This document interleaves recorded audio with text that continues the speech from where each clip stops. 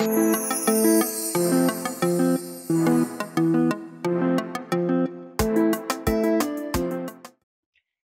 my Form 4 students. I hope you are doing well. It's me again, Madam Gracious Kanzieni from Educare Tanzania. I am doing well too, my students.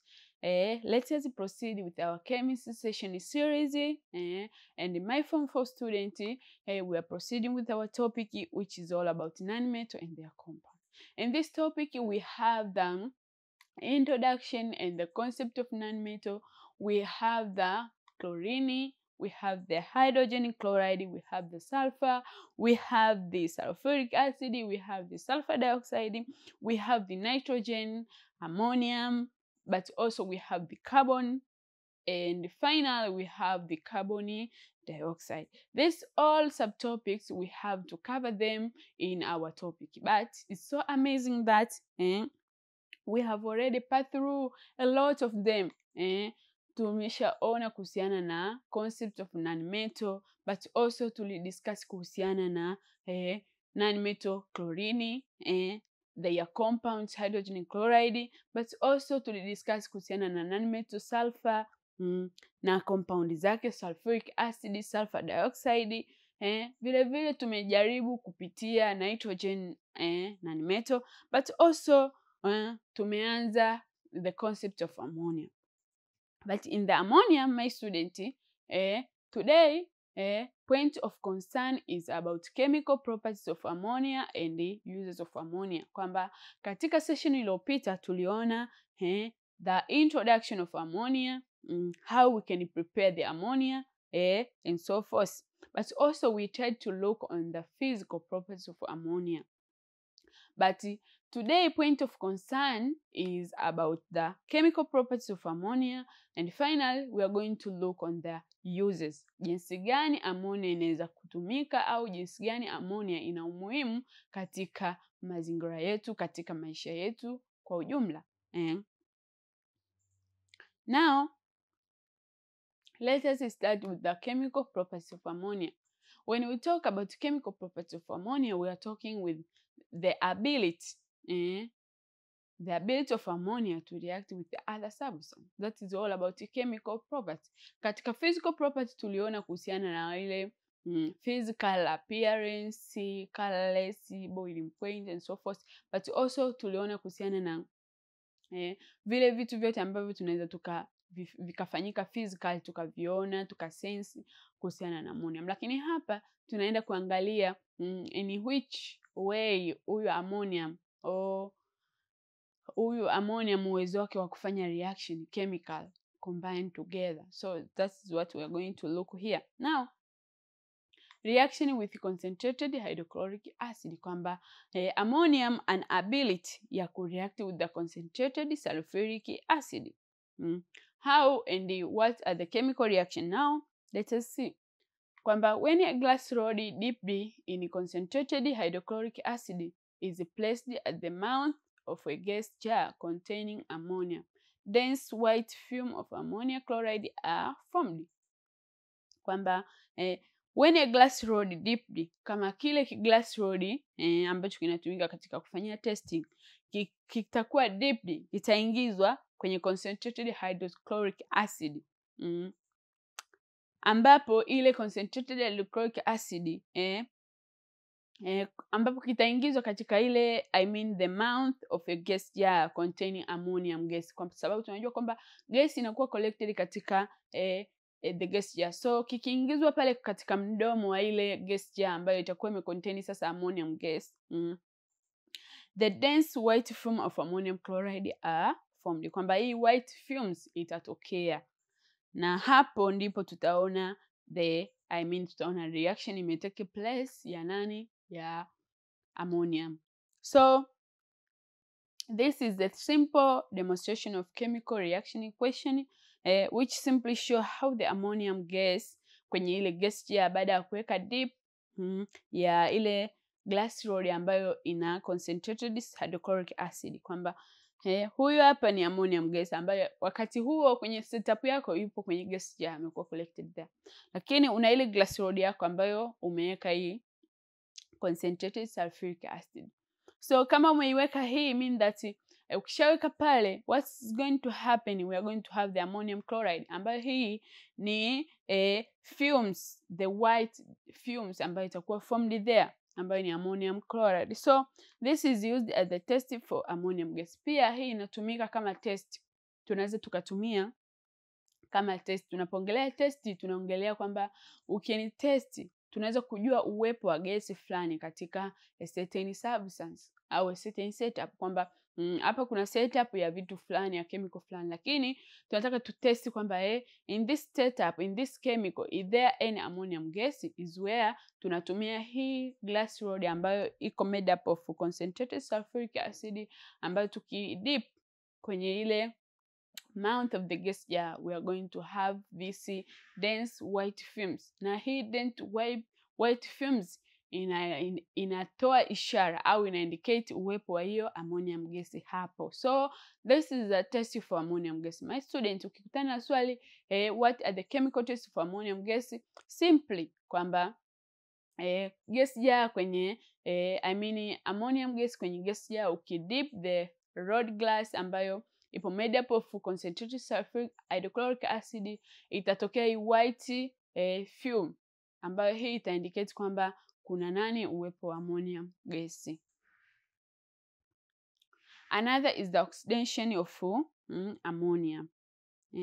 When we talk about oxidation for ammonium, here we are considering the oxidizing agents. So the oxidizing agents such as the copper 2 oxide oxidize the ammonium gas to nitrogen, kwamba the oxidizing agent for instance is the copper 2 oxide, kwamba copper 2 oxide ni good oxidizing agent, ana uwezo wa kumoxidize another element. For instance, the copper 2 oxide ana oxidize the ammonium gas, so as we are going to have the nitrogen gas. For instance, consider this simple chemical equation reaction which demonstrates how this oxidation of ammonia taking place. Now, this is the oxidizing agent, which is the copper 2 oxide. This is the oxide of copper, which is good oxidizing agent, and this is our ammonium gas. But this is the reactant side. So the this arrow show the result of what happened, what are the product of the reaction. Now, baada ya hapa unakuja kuona kwamba copper amekuwa reduced as a copper metal, but also here tumeona kwamba nitrogen amekuwa oxidized. Hii nitrogen ammonia amekuwa oxidized to nitrogen gas, but also we have the molecule of water there. So this is how the oxidation of ammonia take place, kwamba tuna involve those oxidizing agents. For instance, the copper 2 oxide, ambayo copper 2 oxide, copper atakuwa reduced to copper metal, vile vile atamoxidize the ammonia to nitrogen gas, and finally we're going to have our solution or our water molecule. Now, this is a simple mechanism or the simple setup on how this ammonium taking place, on how this ammonium taking place. Now, this is diammonium, it tend to pass through here, and here we have the copper oxide. So this is how the oxidation of ammonium taking place. So this copper 2 oxide hapa ata act as a dry oxidizing agent, ambapo hii dry ammonium itapass through hapa. Ikipass through hapa itaenda direct here. So here we have the cold water, we have the boiling tube, this is for heating purpose, but there we have the water molecule, which is downward displacement or delivery, upward displacement method. Here this is gas jar as usual. So here ammonium will pass through the copper 2 oxide is where the oxidation take place. So this is how the oxidation of ammonium setup can be demonstrated. My student, also this you can try, or you can borrow assistance from your lab technicians in your school, so as you can see how the oxidation of ammonium takes place, because this ammonium is available in the laboratory. Also, this copper 2 oxide is available in the laboratory, and this setup is very normal, very normal in the laboratory. So you can also try so as you can investigate more and you can widen up your understanding. Now let us see the simple demonstrations or the mechanism, what is happening there in the demonstration of the diagram or the setup. Simply it is explained as follow. When ammonium gas is passed over the heated copper 2 oxide, kama tulivyoona hapa kwamba this is dry ammonia, inakuwa passed through the heated, there is heat source here, this is copper 2 oxide, so this is being heated. Now the ammonium tend to pass here. Now anasema kwamba ikisha pass, the gas is oxidized to nitrogen while the copper 2 oxide is reduced to copper. Kwamba ikisha pass through ile dry ammonium kwenye ile heated copper 2 oxide, gas ya ammonia inakuwa oxidized to nitrogen gas, ambayo nitrogen gas itakuwa collected there in the gas jar, but also the copper, which is oxidizing agent, inakuwa reduced to copper metal. We are going to have the copper metal and so forth. This is also the mechanism, the demonstration kama tulivyoona kule katika ile the first introduction where this ammonium how it take place. Now kama tulivyoona kule kwenye ile oxidation, kwamba tuliona kwamba copper huyu which is the oxidizing agent ana react na ammonium gas, ambapo copper oxide inakuwa reduced to copper metal, vile vile ana oxidize ammonium gas to nitrogen gas, and finally we're going to have the water molecule. The liquid collected in the test tube is water. The liquid collected in the test tube is water, kwamba ile liquid ambayo imekuwa collected katika test tube ni maji. So kama tulivyoona the product of water molecule imekuwa produced. The liquid change white anhydrous copper 2 sulfate to blue or blue cobalt to chloride paper to pink. Kwamba that liquid now inafanya conversion. White anhydrous copper 2 sulfate ambayo inakuwa obvious ni blue. Then or blue cobalt to chloride paper to pink. Now let us see the uses of ammonium.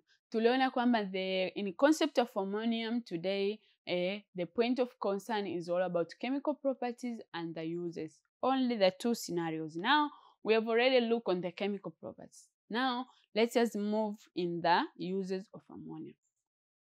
The first one is manufacturing of fertilizer. My student is tumeona sana kwamba these nanometals most of them zinatumika katika production of fertilizers.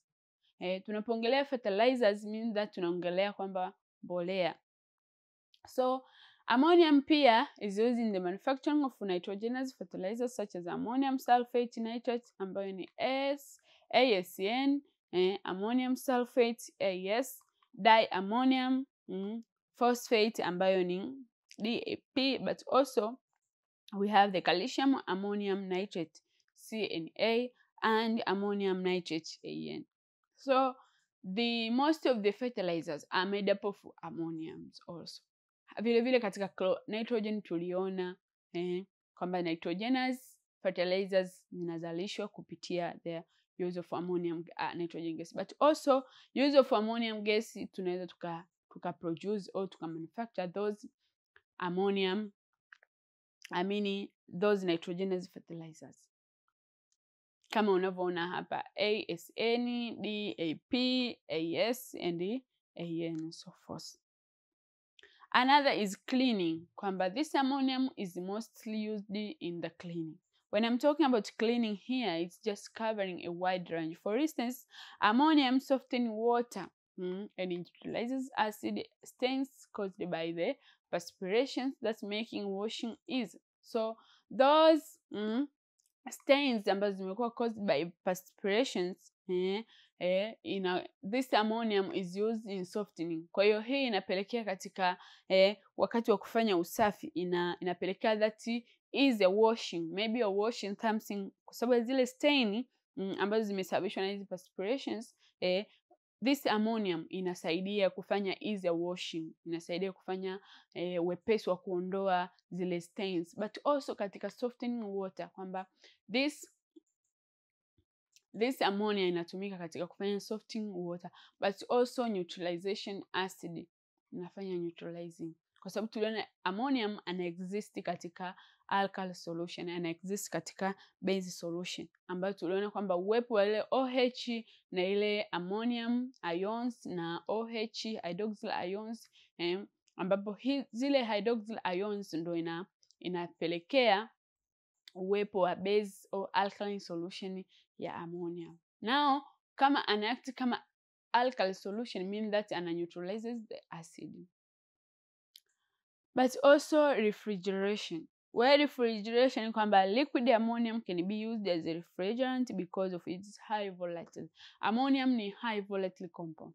Kwenye nitrogen tulisema kwamba anatumika kwenye refrigerant simply because ana low boiling point. Kwamba low boiling point ina favor kwenye refrigerators, kwa sababu it avoid vaporization. Lakini ammonium na yeye pia ni good in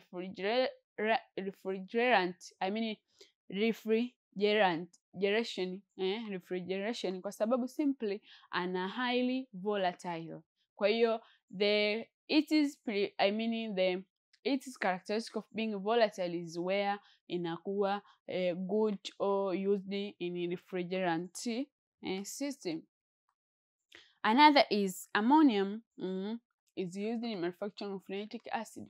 Nitric acid is manufactured by the catalytic oxidation of ammonium. Kwamba yenyewe pia inatumika katika manufacturing of nitric acid, ambayo nitric acid tunaizungumzia hapa inazalishwa katika catalytic oxidation of ammonium, ambayo yenyewe ina involve mainly 3 stages.